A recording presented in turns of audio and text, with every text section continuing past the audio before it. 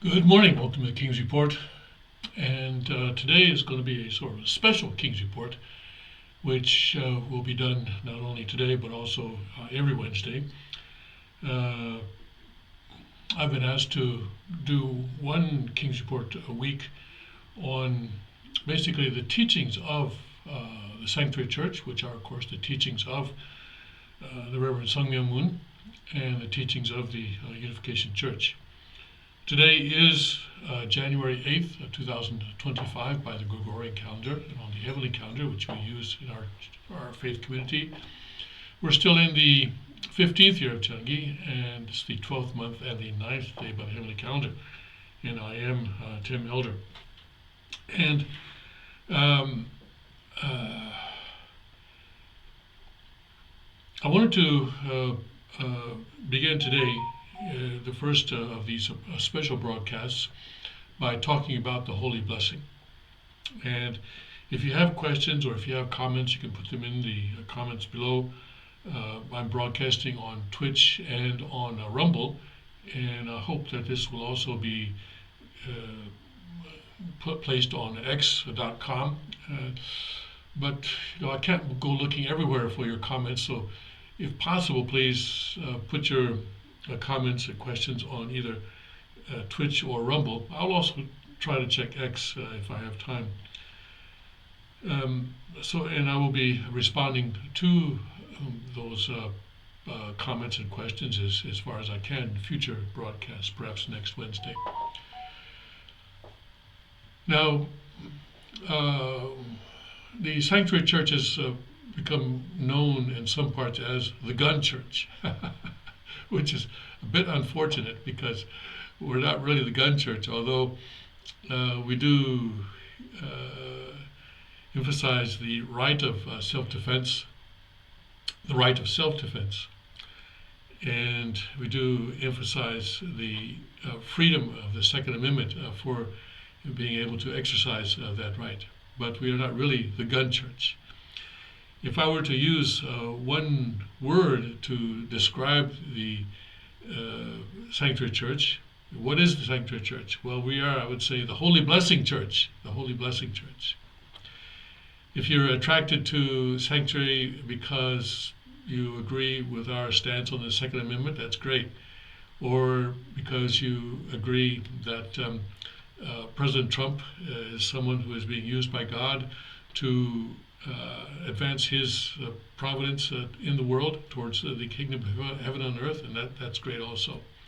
Or even if you don't believe in God, but you still support President Trump, and so you like the Sanctuary Church because we also support President Trump, that's great. Or if you like to ride motorcycles, and that attracts you to the Sanctuary Church, that's great too. But it would be a tragedy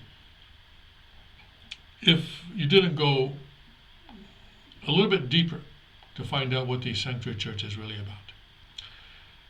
Are we just a group of Trump supporters? Are we just a group of Second Amendment supporters? Are we just a group of motorcycle riders? Although I myself don't ride motorcycles. That's not what we are in our essence. The essence and what we would most like for the world to know about us is that we are the place where you can receive the holy blessing. And why is that important? Well, it's because that's what gets you into heaven. That is what gets you into heaven. Not that everybody else is going to hell, all right? So don't get that idea. But heaven is more than what traditional Christianity has made it out to be until now. Traditional Christianity understands heaven in a certain way, which is, has its limitations, but it is not wrong, but it has its limitations. Traditional Christians often equate heaven and paradise. But the teachings of Reverend Sung Myung Moon are very clear that heaven is not paradise, and paradise is not heaven. Paradise is a place where we go to wait for the second coming of Christ.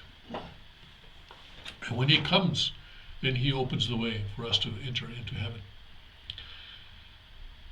And until now, Christians would go to paradise and they say, okay, well, it doesn't get any better than this, so this must be heaven. But it is not. Because in paradise, people still have original sin. And if you think about it, we cannot go to heaven as long as we have sin. Original sin is the sin of Adam, right? The sin of Adam that has been passed down through the ages. And as Paul says, in one man all people sinned. Because Adam sinned, and all of us, all human beings have inherited that sin. And every child, every baby born into the world is born into a state of sin. And so at some point in their lives, then every person, every child in the world, every person in the world has to accept Jesus Christ into their lives so that they can receive salvation through grace. But even after receiving salvation through grace, two Christians coming together who have been saved and they're married before God, they have a child, and that child is born into a state of sin, right? That can't be God's ultimate plan, to have sin continue like that on and on and on and on and on and on and on. No. In God's original creation, when God said that every step of the way, he said, and he saw it as good in Genesis chapter 1. And then after he created human beings, he said, okay, it is very good. Okay. At that point in human history, at that point in the history of the universe, there was no sin. Sin enters into the world only in Genesis chapter 3, verse 6, where Adam and Eve go against God's commandment and eat of the fruit that he told them not to eat. So, is that going to be the end of it then? Is there no way for us to go back to where we were prior to Adam and Eve committing sin and bringing sin into the world? Is sin, in other words, is Satan going to have a claim on every single child born into the world forever and ever and ever and ever and ever? Well, that can't be. That doesn't make sense. That can't be God's ultimate plan. So, how then do we go back? How does humanity go back to the place where we were before sin came into the world? And that is what the holy blessing is, and that is what Christ brings at his second coming. And of course, newsflash, or shall we say, in our faith community, we believe that Reverend Sung Myung Moon is that second coming of Christ. And Reverend Moon has come to the world, and he has brought the holy blessing as a way for us to, as we say, change our blood lineage back to where it was before sin came into the world.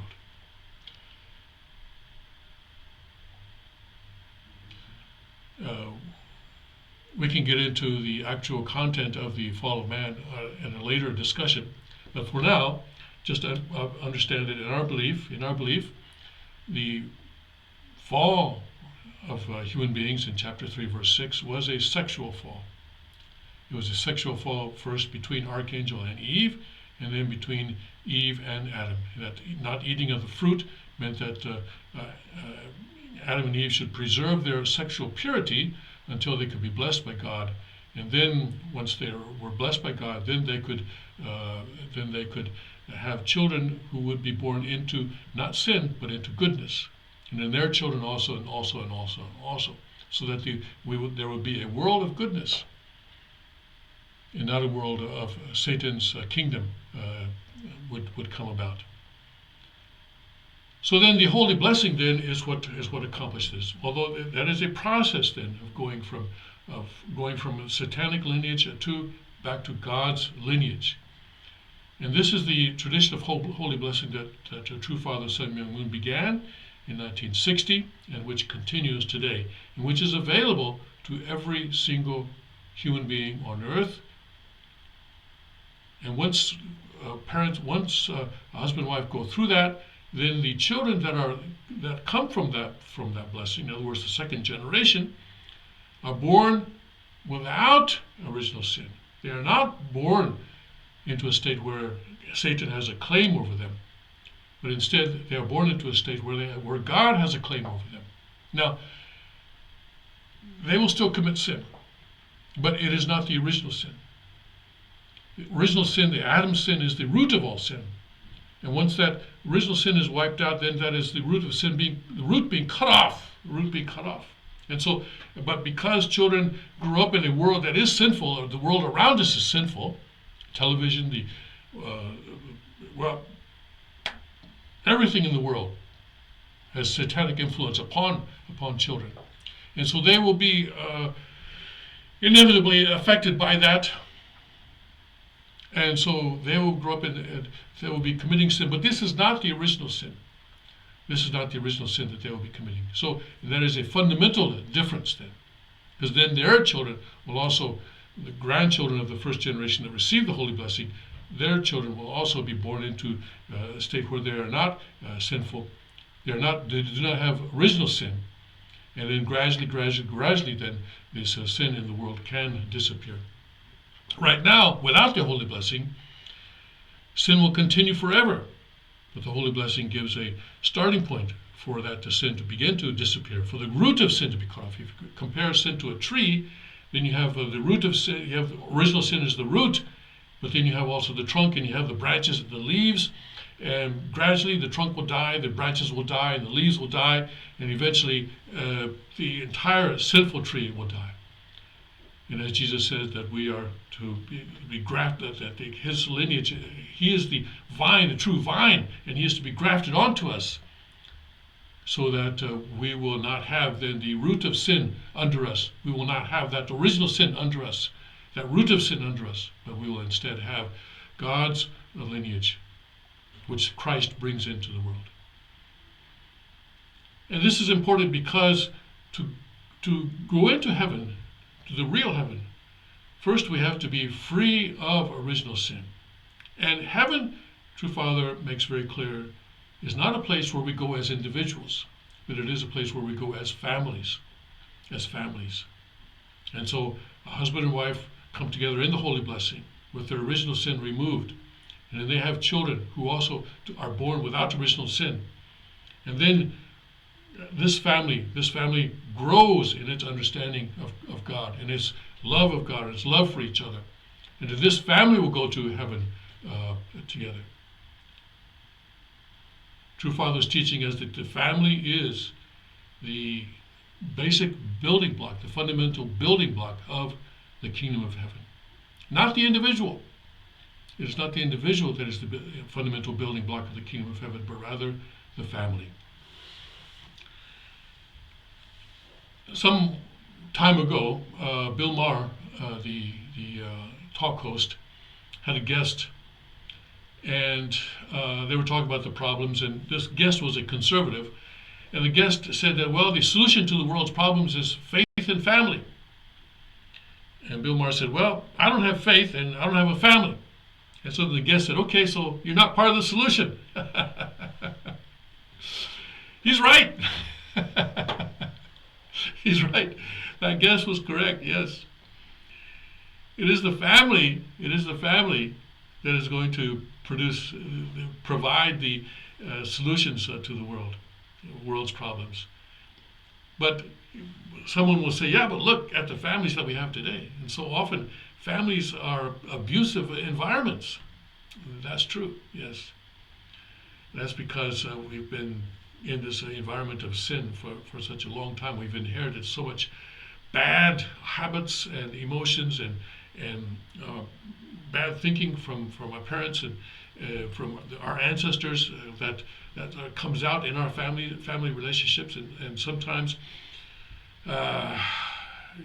marriage turns out to be more conflict than it is of harmony. That's true.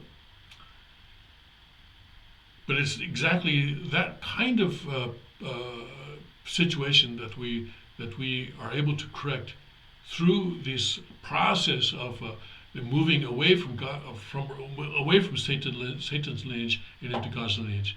And it doesn't happen automatically. It doesn't happen overnight. But once we cut off that root of original sin, then it can begin to improve. Still, there may be conflict. There will be conflict. There are conflicts between husband and wife and within families, even after that original sin has been removed. But at least it has a starting point. So, how then does this holy blessing take place? How then? What is the process by which we are able to start removing original sin from ourselves and from our families? Well, True Father Sun Myung Moon always goes back to Genesis 1:28, where God says that to be fruitful, multiply, and have dominion over the earth. And this is the blessing that He gives to Adam and Eve. And this is God's original ideal of creation: to be fruitful, to multiply, and have dominion over the earth. He created human beings so that we will be fruitful. To be fruitful means that we are able to develop our character.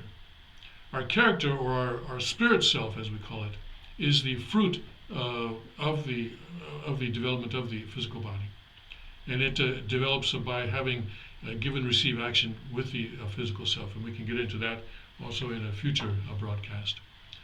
And also, to multiply means to have a God-centered family, and to have dominion over the earth then means to have dominion over the earth with God's heart. The environmental problems that we suffer today come as a result of the fact that we are ignorant of God's original plan, original ideal of creation. We are ignorant about nature, and that ignorance comes from the fall. So then, going back then to how we are able to start removing original sin, or have original sin cut off from us, we first have to develop our character. And that is, where does that happen? Well, it happens in the family, because the family is the training ground, should be the training ground for love. Because it's the training ground for love. Just like a martial artist trains, just like people in sports train, just like someone who is in academic pursuit has to train their mind. Also, we need to be trained in love. Love doesn't come automatically. We have to be trained in it. We have to be trained in it, especially because we are living in a satanic environment. And we have to learn how to love. How do we do that? Well, we can learn how to love by reading God's Word, specifically the teachings of the Reverend Sun Myung Moon. Also, if you can also learn from the Bible, from the Old Testament and New Testament, but understanding the Old Testament and New Testament is important, and True Father helps us to understand the Old Testament and New Testament through his words. So reading God's Word and then filling ourselves with God's Spirit and learning how to love. Especially because we all come from fallen ancestors. And many times our parents, or grandparents, our ancestors do not really pass down to us the ability to love. Someone once asked me in a lecture, what is love? What is love anyway? Well, love is a force. Love is a force. True Father teaches that God did not create any force that is stronger than love. So love is the strongest force in the universe. Love is a force that flows from a subject partner to an object partner. Love is a force that flows from a subject partner to an object partner. Even though I may have love, I have the capacity for love, But I cannot experience love until I have given that love to someone else, to an object partner. And then when I do that, when I have invested my love into an object partner, then I'm able to receive, to experience love in return and joy in return. And this is love, that I can only experience love when I have given it to someone else. And so that is why True Father again and again and again teaches us that we must live for the sake of others. Live for the sake of others. Invest ourselves in others. Invest our love in others. You can be the most loving person in the world, and it will do you no good unless you give that love to someone. Give that love to someone, and then see that person's joy and experience joy from that person.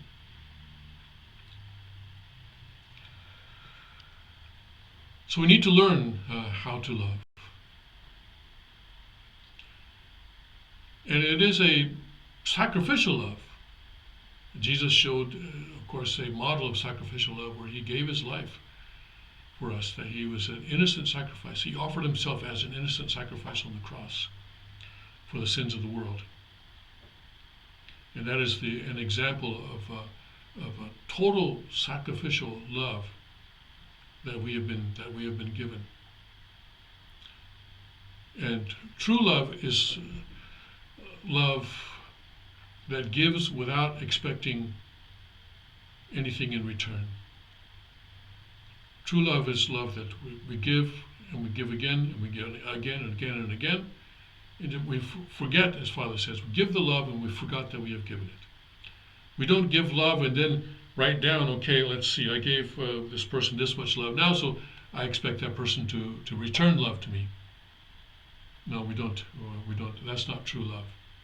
Just like when parents love children, we don't mark down, okay, how much did I spend on diapers, how much did I spend on school, and then later on in life we expect the child to return that to us. Well, I don't think I know of any parents who would do that. If they did, then that would certainly not be love at all. Let me just pause for a moment and make sure that this broadcast is actually going out. I'm talking here without... Okay, yes, it looks like it is going out. Okay, good. So, learning how to love and learning how to to give sacrificial love. But when we love, we give love, but some people make the mistake of giving what we want to give, not what the other person wants or needs. And that is actually a kind of a selfish kind of love. In other words, it's a love that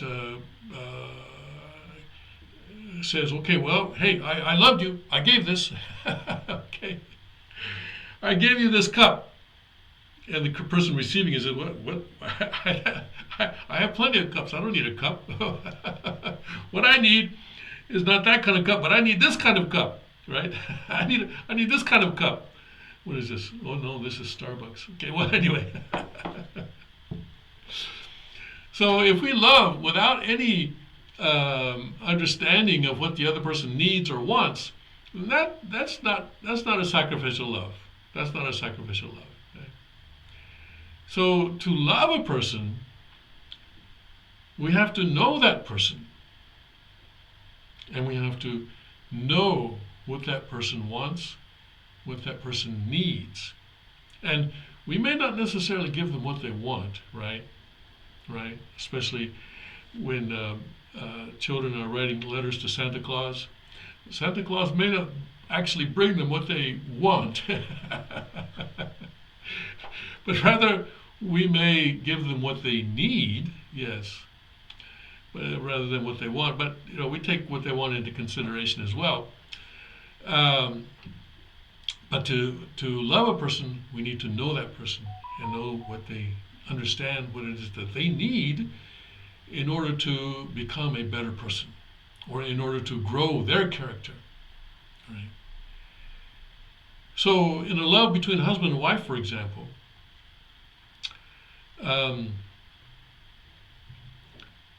the husband needs to study the wife, and the wife needs to study the husband. And this study is not something that can take place in just a day or a week or a month or a year, or even a decade, or even a few decades. It is a lifelong study. It's a lifelong study. Of course, because the person that you're studying, of course, is going to be changing.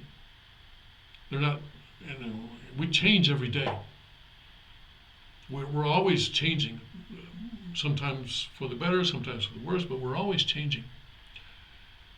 And always we need to be studying that person and trying to understand what that person needs to take the next step, to take the next step, to take the next step. And this is what God does, right? God does. To always understand where we are and where we are, and always He is guiding us. But we also need to understand the people that we are trying to love, whether it is our spouse, whether it is our children, or whether it is our members of our community. Always would know what it is that they need in order to take that next step, and to provide that to them as to the extent that we can. And so, for example, just handing a person a $100 bill and say, "Okay, I loved you. I'm done." That's not really love, though, is it? That's the selfish kind of love, where you're just trying to assuage your own conscience, or you're just trying to make yourself feel good, without really giving that person what they actually need. They may need just for you to sit down and listen to them. That can be love. In fact, very often that is love, to sit down and listen to a person and to learn about a person. People appreciate that. They feel loved when someone does that for them. But getting back to the holy blessing and the process of the holy blessing. The process begins with a holy wine ceremony. And the holy wine ceremony is basically a reenactment, where it's an enactment of the reverse process of the fall. The reverse process of the fall. The fall took place, as we see in Genesis chapter 3, when the archangel appeared and fooled Eve into going against God's will, God's word.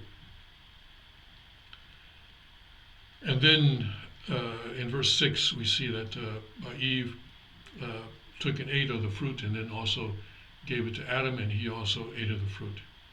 So we went from archangel to Eve to Adam. And as a result, Eve fell and Adam fell. When Eve fell, when she took the fruit, she realized, according to True Father's teaching, she realized that she had done something wrong. And that she realized that her eyes were opened, and she realized that her true mate was not the archangel, but instead it was Adam. And so she thought that by then uniting with Adam, by having sex with Adam, that she would be able to return to God. But instead she pulled Adam also into Satan's lineage, because this also was done without God's blessing. And so in reversing that, we go the opposite direction. And then, so first, by Adam's fall, God's lineage no longer existed on the earth. You may ask, well, wait a second. Jesus said that we should forgive. We should forgive our enemies, right? And if someone has wronged you, then forgive them 7 times 70, and innumerable times we should forgive them again and again and again. So how come God could not just forgive them and carry on as if nothing had happened? Because it's not a matter of forgiveness. As an actual practical reality, God's lineage no longer existed on earth as a result of Adam having fallen. God's lineage no longer existed on earth. God's seed no longer existed on the earth. And so another Adam had to be sent. A second Adam had to be sent. And this was Jesus. And one of the questions that I had when I first joined the Unification Church was, well then how come it took so long for Jesus to come, right? How come God just couldn't send Jesus? Okay, you sent, all right, no problem. Here's Jesus, boom, there he is. He will die for you on the cross and everything will be all right. How come Jesus couldn't just come right there in the time of Adam? Well, he could have. He could have. And there's a whole explanation of how that could have happened. But yes, this is what the story of Cain and Abel was about. Cain and Abel was about to prepare an attempt to prepare a foundation for Christ to come at that time. But by Cain killing Abel, that did not happen at that time either. But God's seed no longer existed on the earth, and so that is why forgiveness was not something that was going to solve the problem. And actually, we see even in Genesis chapter 3 later on that God clothed Adam and Eve with furs. So he was not vengeful against Adam and Eve for having destroyed his ideal of creation. And he wanted to love them, continue to love them, and he did continue to love them. But now Adam and Eve no longer had the capacity to receive that love. Because now, by the fall, as they had basically cut their relationship with God, and because God is the origin of life, when we cut our relationship with God, we become spiritually dead. And God said, if you eat of the fruit, in that day you shall surely die. And yes, they died in the sense that their relationship with God, the origin of life, source of life, was severed. Physically, sure, they continued to live. I think Adam lived something like 930 years. I never could find a place in the Bible where it says how long Eve lived, but Adam lived for 930 years. But he was now separated from God. And every person born from Adam's lineage was also born into a state of being separated from God, not in God's lineage. Then Jesus came as the second Adam. And what about Eve then? What about Eve? When Jesus came then, he wanted to receive a wife. He wanted to receive a wife. But because the people of his time could not understand him, he died on the cross before that could happen. And then Jesus said that he would return. In the book of Revelations, it says that he will return with a new name. And yes, in 1920, True Father Sun Myung Moon returned. And the new name of Jesus is Sun Myung Moon. And then True Father then, Sun Myung Moon, was able then to go through the course of crucifixion, go through a course of the cross, but surviving that course, and being able then to receive a wife and holy blessing with God, and then also to start the process of the holy blessing and of removing sin from this world. Removing sin from the world. No longer, so that when this process is complete, when all human beings have gone through this process, there will be no original sin, and Satan will have no place to stand in this world. So in the Holy Wine ceremony, we're going through the reverse course of the fall.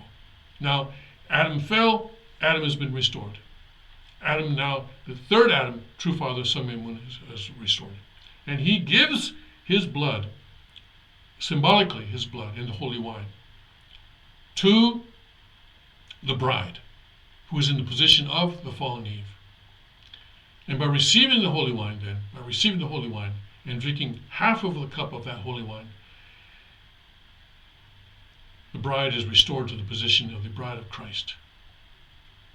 And then she turns and faces her groom. And the groom in this ceremony is in the position of the fallen angel, the archangel. And then he receives that wine and drinks it, the remaining half of that cup. And then he then is restored to, symbolically restored to the position of the Son of God. And then this begins the process for eliminating original sin from this couple. And then once that happens, then the next step in the process is the actual holy blessing ceremony, where then we give, in the holy blessing ceremony, we give 4 vows.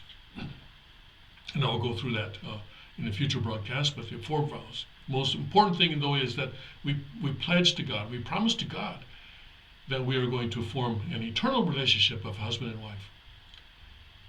The important thing here is that we do not give our vows to each other. In a traditional Christian marriage, in fact, not just Christianity, but also in other religions as well, brides and grooms, grooms and brides give their vows to each other, but not in the holy blessing, not in our faith community. We give our vows to God. Specifically, where I asked for 4 questions, and we answer yes to those questions, and that constitutes our vows to God.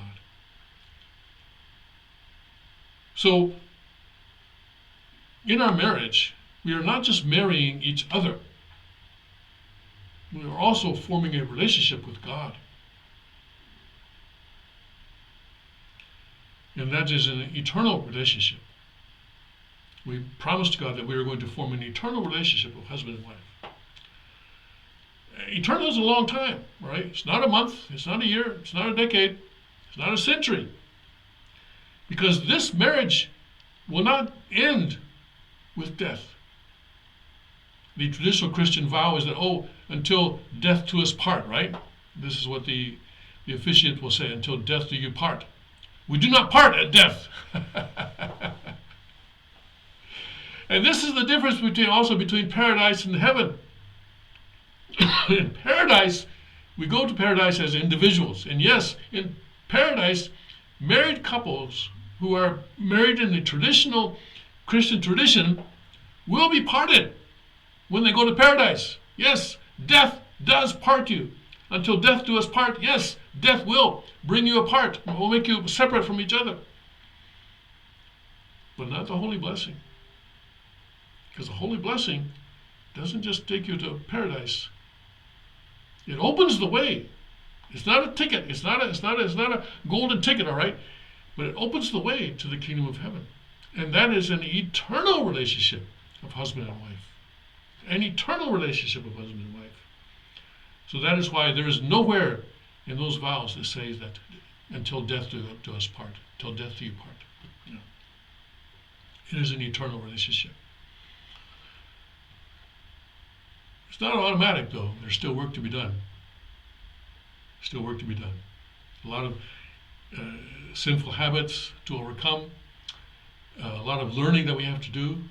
Learning each other, learning about our children, learning how to love, and which also takes a great deal of time. In fact, that also will take generations. But the sons will do better than the fathers, and the grandchildren will do better than the grandfathers or the fathers. And so it is a gradual process, but we are then on our way towards building the kingdom of heaven within our family. Jesus said the kingdom of heaven is within you. Yes, it starts in the individual. It starts in the hearts of the individual. And then it is in the family.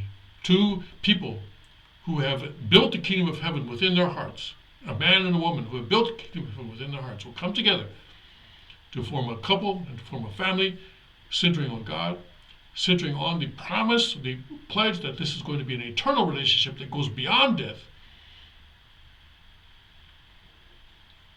And then gradually, yes. And then after the blessing, we do what's called the indemnity stick. And some people have tried to change the name of the indemnity stick. What do they call it? They have other names that, no, we don't like that name. Well, but listen, we stick to what Father called it, okay? And he called it the tanggam bong. And tanggam means indemnity, and bong means stick. And with the indemnity stick, husband and wife strike each other on the buttocks to symbolize, and this is, goes back to Jacob's wrestling at the ford of Jabbok with the angel, where he wrestled and he was struck in the hip. But it is striking the place in the body that actually committed the sin, not the buttocks, but that general area. We don't want to hit. We don't want to take a bat and hit the actual sexual organ. That was not a good idea. So we hit the general area of that. In other words, the buttocks 3 times, as a way to remember that we will never use our sexual organs for sin ever again. That we will always be faithful to God in the use of our sexual organs. And then after that, there is a 40-day period of separation, where we first deepen our relationship with God before we start our relationship as husband and wife, before we consummate the marriage.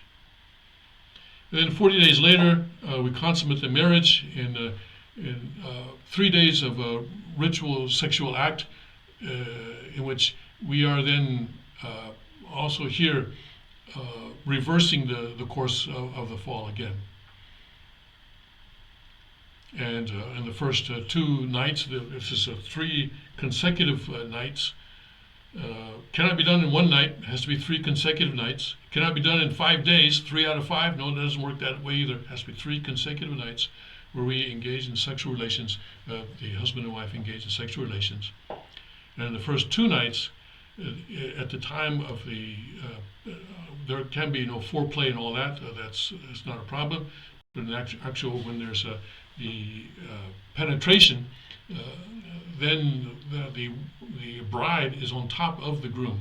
The bride is on top of the groom. The groom is lying down, face up, and the bride is on top. And then first 2 nights, that is how it's, because then this is then going back to the Garden of Eden to reverse the mistake that was done there. And then in the 3rd night, then the husband then has been restored then fully to his position as a man created in God's image, and so now in the 3rd night the groom is on top and the bride on the bottom. And so then after that, then there is total freedom for these 2 people, this husband and wife, to engage in sex in any way that they choose. Okay? And this is how then the original sin is eliminated in the lineage of those 2 people. And then when the children that come from that relationship, then will be born without original sin.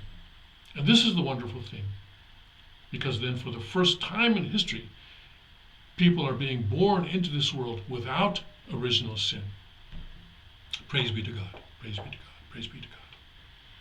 Being born into this world without original sin. How wonderful that is. How wonderful that is. Now, the children have their responsibility. They have to keep that lineage.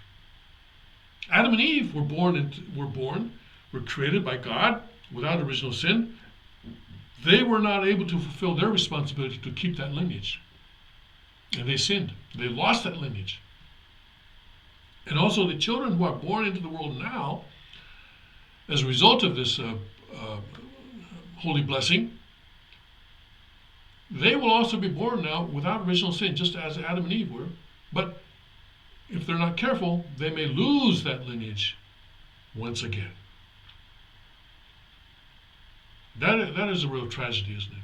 Because Holy blessing comes about as a result of hundreds of thousands of years of effort by God, by all the people that have gone before us, all the ancestors that have gone before us.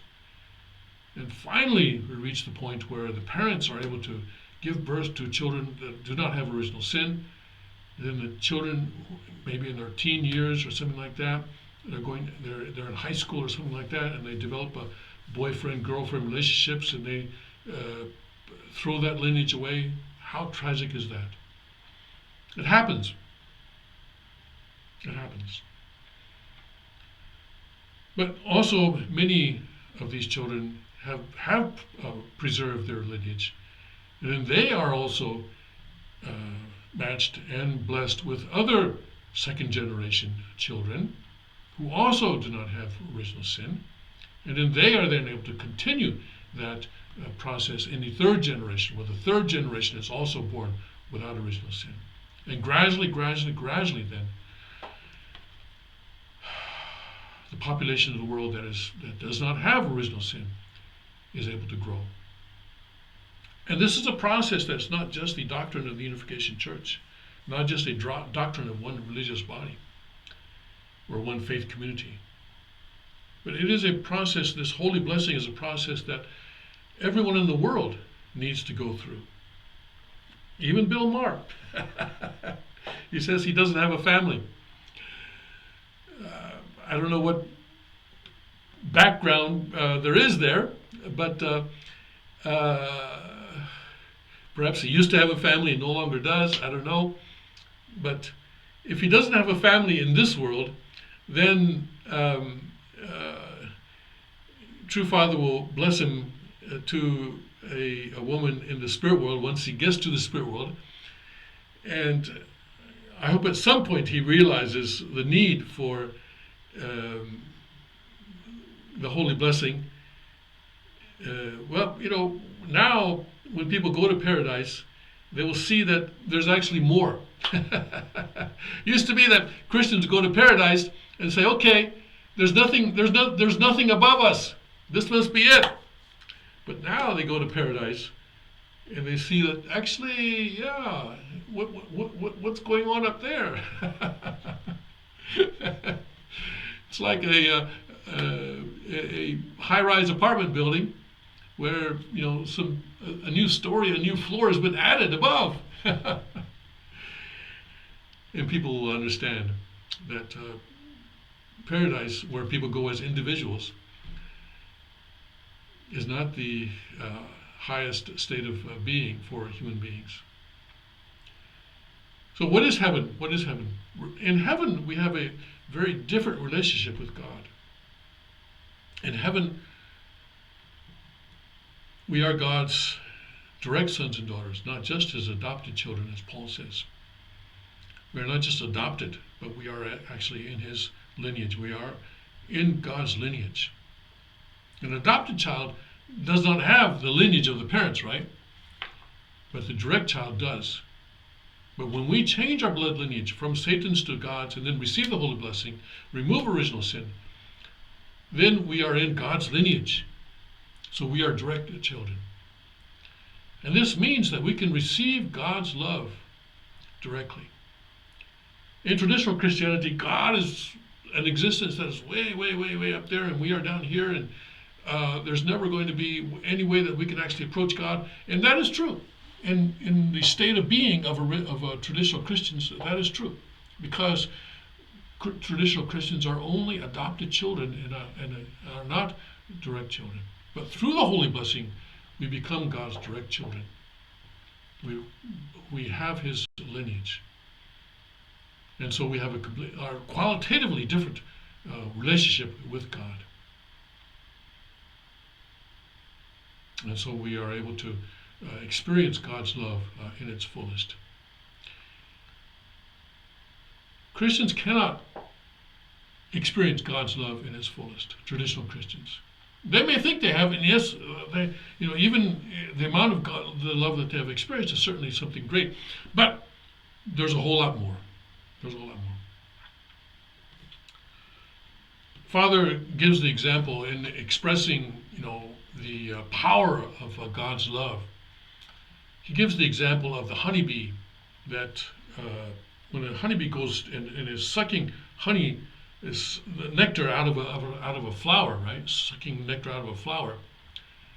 It is totally attached to that flower.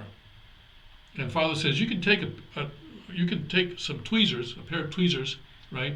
And you try to pull that bee away from that flower, and the bee will not let go, even to the point where its torso will be separated from its body. In other words, it'll be decapitated. Still, it will not let go. And Father says that is actually the power of God's love. That when you experience God's love, there's no way that you are going to turn away from it. In other words, when we are experiencing God's love, when we experience God's love, then there is no way that we can actually commit sin. Because we know then that if we commit sin, it is going to create separation between us and God, and we don't want that to happen. And we know that when we commit sin, it will pain God. It will cause pain in God's heart. And then we will also feel that pain. And others will also feel that pain. And so for that reason then, we do not sin. We cannot commit sin because we know that is what will happen. So that is the qualitatively different relationship with God that we have. After we have received the holy blessing and gone through the process then of going through fulfilling our portion of responsibility to come into a complete and direct relationship with God.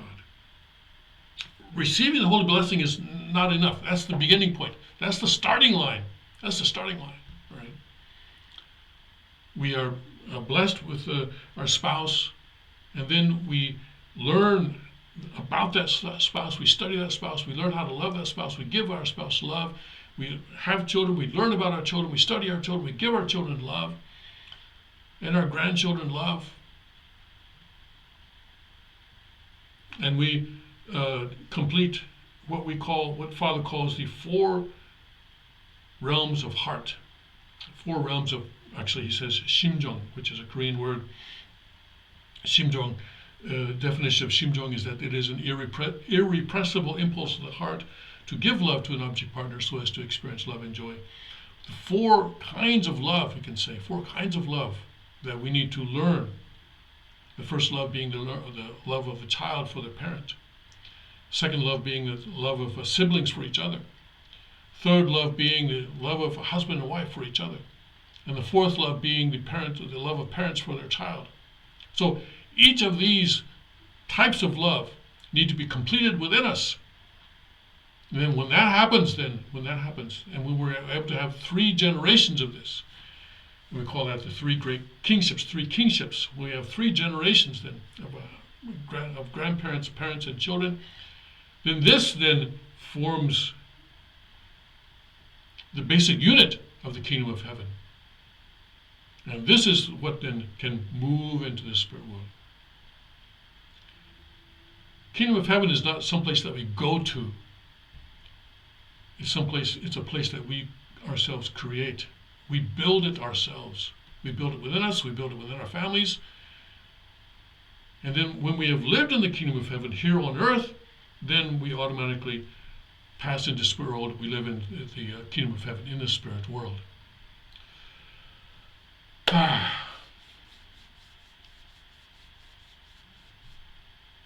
Well, I hope that that gives a basic outline of what is really important about our faith community, about the Sanctuary Church, and about the teachings of Reverend Sun Myung Moon.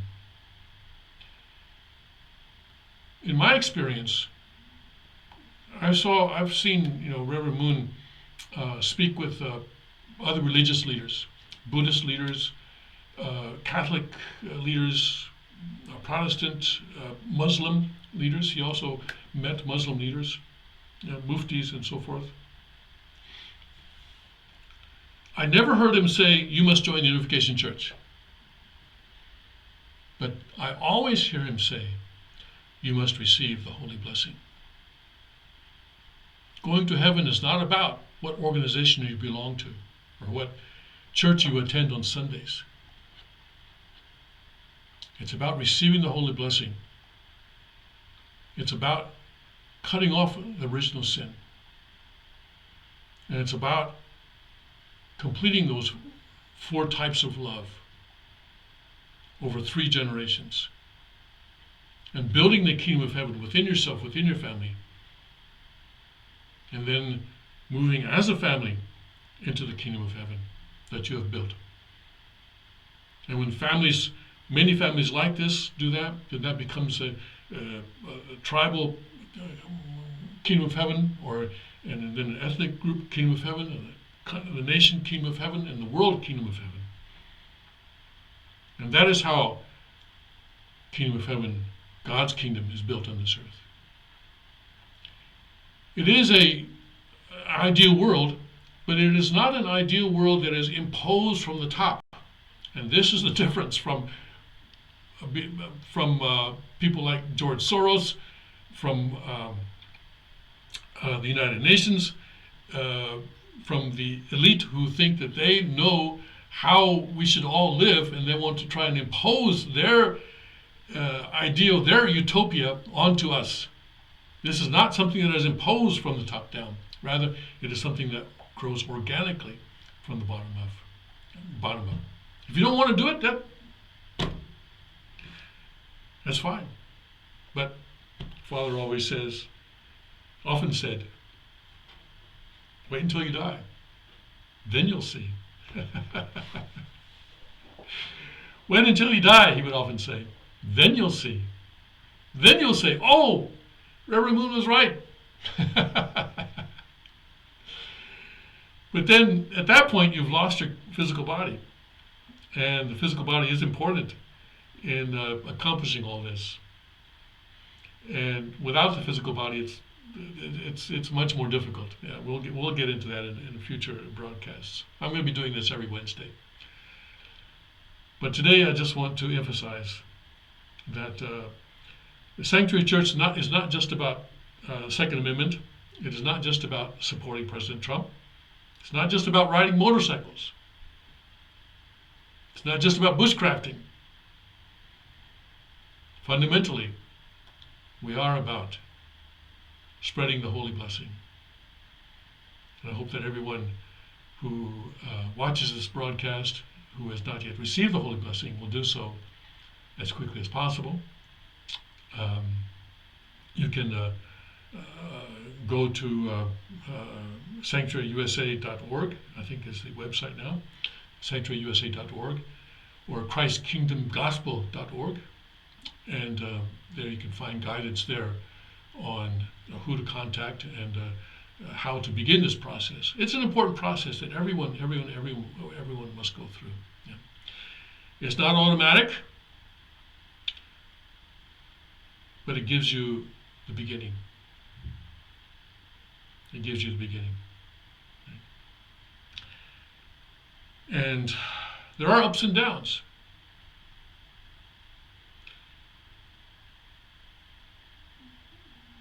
And sometimes you may feel that you're having to give more of yourself than you possibly can. But always know that Jesus gave us the model of that sacrificial love, where even unto the death, he gave of himself on the cross as an innocent sacrifice. And so also sometimes we are called to do the same. All right, let's stop there for today. And you can tune in again next Wednesday, and I will bring another thematic broadcast in this way about the teachings of the Reverend Sun Myung Moon. God bless, Godspeed. May his kingdom come quickly.